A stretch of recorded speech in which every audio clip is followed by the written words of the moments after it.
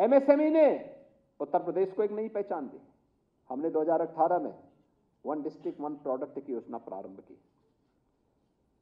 परंपरागत उद्यमी इस क्षेत्र में जो हताश और निराश स्थिति में था, प्लान कर रहा था कहां जाए, कुछ असमंजस की स्थिति थी, क्योंकि उसके बाद पूंजी छोटी थी, बैंक लोन नहीं देता था।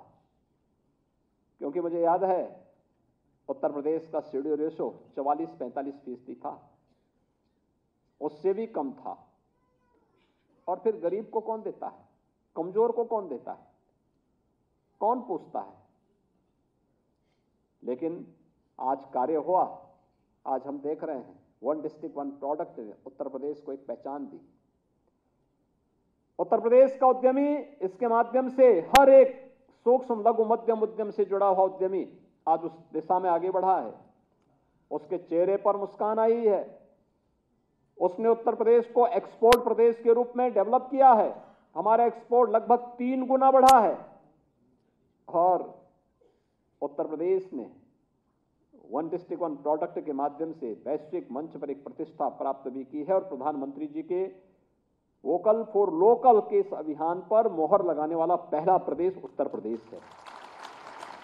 आज देश भर में योजना सराही जा रही है। अलग अलग राज्यों से और दुनिया से लोग उत्तर प्रदेश में आते हैं। वन डिस्ट्रिक्ट वन प्रोडक्ट क्या है, कैसे होगा। उत्तर प्रदेश इस दिशा में आगे बढ़ चुका है, बहुत आगे बढ़ चुका है। हमने उसकी कॉफी टेबल बुक का भी अभी विमोचन किया यहाँ पे। यानी कुछ नयापन करके दिखाया है। लकीर के फकीर नहीं बने, कुछ नया दिया है। और इस नए को बहुत सारी संभावनाएं इसमें हैं। एक कॉमन फैसिलिटेशन सेंटर जहां पे हम वन डिस्ट्रिक्ट वन प्रोडक्ट से जुड़े हुए कार्य के इनोवेशन के लिए, उसके रिसर्च के लिए, वहां पर जो उससे जुड़े हुए उद्यमी हैं उनको फैसिलिटेट कर सकें, उनकी समस्याओं का समाधान कर सकें। यह सरकार के स्तर पर किया गया एक प्रयास तो है, लेकिन इसको और आगे बढ़ाना है। मैंने पहले भी कहा, कॉफी टेबल बुक तक हमें सीमित नहीं रहना। हर जिले की उत्पाद का डाक टिकट भी जारी होना चाहिए और प्रयास होना चाहिए, क्योंकि ये हमें वैश्विक पहचान दिलाएगा। हर जिले की उत्पाद की ग्रेडिंग भी होनी चाहिए। हम देखें कौन अच्छा उत्पाद आ रहा है। पैकेजिंग के लिए, टेक्नोलॉजी के साथ जोड़ने के लिए अभी हमने विश्वकर्मा श्रम सम्मान में माटी कला बोर्ड के माध्यम से यहां पर अपने माटी कला बोर्ड से जुड़े हुए लोगों को इलेक्ट्रिक चाक दिए हैं। इलेक्ट्रिक चाक का एक टेक्नोलॉजी है। पहले मैनुअल चाक आता था।